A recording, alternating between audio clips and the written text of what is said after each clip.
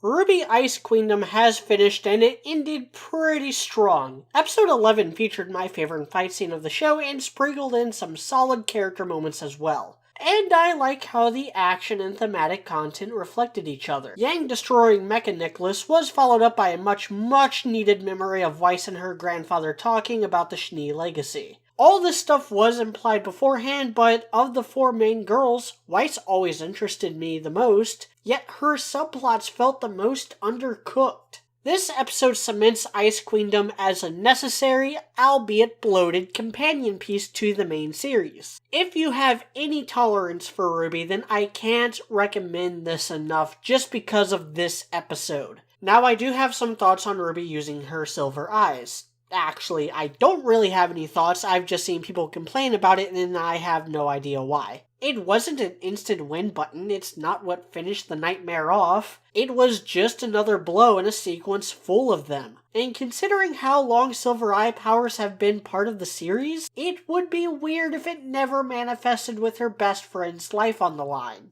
The Blake stuff was also really cool. Yes, it's as on the nose as these things go, but sometimes you gotta pick the low-hanging fruit, otherwise you're just wasting perfectly good food.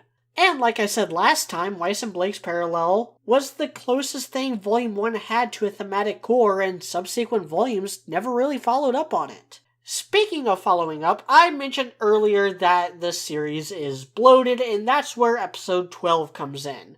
I did like this as a conclusion and epilogue, but more than that, it added to some of the show's pacing problems. Obviously, they wanted this to be a 12-episode show, which means they had to stretch things out, so that we have roughly 3 hours of content, but I'm sure they could have cut an hour out and made this a movie instead.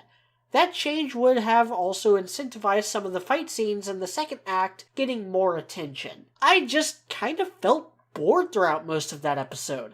It had some nice touches like how menacing Osmond looks when questioning Blake, but it also had some noticeable flubs like Sun missing his tail. I still recommend the whole series for any Ruby fans out there. Just be wary that the animation isn't as good as it could be, and they very much did take a plot that could have been wrapped up in 2 to 3 episodes and stretched it out over the course of 8. I'm giving Ruby Ice Queendom a 7 out of 10. I'm Mediocrity4, thanks for watching.